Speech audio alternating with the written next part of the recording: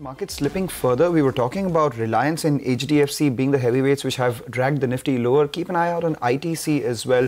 ITC too is at the low point of the day. In fact, the top four weights, ITC, Reliance, HDFC Limited and Infosys, all of them at the low point of the day, and that explains why the Nifty is at the low point of the day. But we get cracking on individual stories, individual stocks. We have TeamLease reported their numbers, strong performance in the general staffing business, but specialized business took a bit of a miss on the margins. We have the MD of the company, Asok Reddy, joining us now to detail those numbers. Thanks a lot, Mr. Reddy, for joining in. First up, we start with the strong performance of your general staffing business.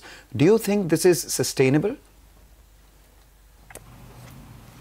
Yes, I think in the year we've added about 30,000 overall headcount and about 7,500 associates in the general staffing business. And I think given our current trajectory with clients across sectors, there does seem to be a strong demand going forward, and we believe the growth trajectory can be maintained.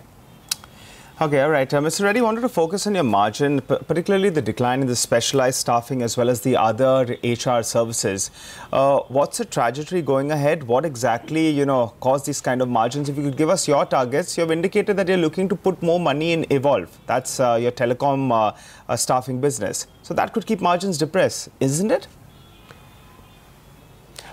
So it's not really more money. So I think we have two specialized staffing verticals, the IT staffing, which is on track to its growth numbers and margin play. And around 12% is really where the margins for the IT staffing business play out. And I think we're on track with that on that front. We're actually seeing good demand, and we are adding headcount, and we are also increasing our own core team to support that element of demand and growth. In the telecom side, the business that we acquired is on track with its numbers. But I think from a growth trajectory perspective, we've got new leadership in place, and we've also been doing some new mandates. And those new mandates are in a trial and error phase of growth, investment and stuff. That's why the margins are depressed in the telecom space. They're still positive. It doesn't require more money as an investment, but I think we will look to 2-3 quarters of investment in the sense of profit margins being depressed before they come back up in the telecom side. You gave us the IT margins at around 11-12%. Telecom business margins, what are they? And telecom normally is at a 5%. Go ahead. Telecom is normally at a 5%. I think right now we are at about a 1.5 to 2%. That might end the year at around a 1.5%. But I think 2 quarters down the line, we could look at the margins coming back up again. What do you mean by coming back up again? 5% is normally where the margin play for the telecom sector will be. Right. Let's talk about your other HR businesses where, you had this higher provisioning which dented the margins, likely to turn around in the fourth quarter. What was the quantum out there?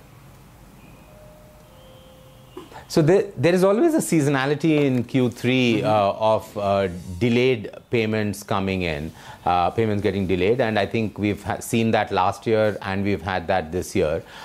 We've got commitments on most of these deferred delayed payments to be coming in February and March. So I think we should be able to turn around those provisions going forward into Q4. What's the quantum? So this is a cyclical, it's about 2 crores. Oh, okay. So that's too little. If you talk about your monthly markup per employee, that one's declined from close to around 750 last year to about 710.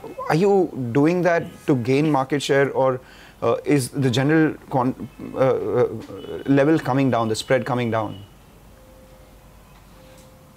So the spread is really not coming down. If we really look at our average realization, we have it twofold. One is a fixed markup and one is a variable markup.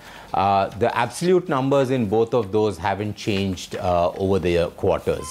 But the number of associate growth that has happened from the fixed markup has gone up substantially. So we've now at about 75% of the associates coming from the fixed markup.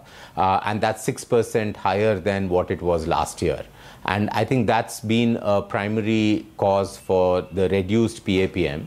But on the flip of that, I think where that's getting compensated is our funding exposure has reduced considerably. Where we were at 22% being funded earlier, we are now at 15.5% being funded.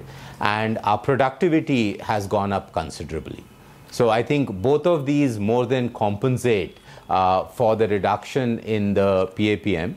And as long as it's margin accretive and playing to scale, I think it's worth taking those mandates. Okay, it's an election year, Mr. Reddy. What kind of impact does it normally have on business? You all would have done some kind of analysis. If you could share that with us.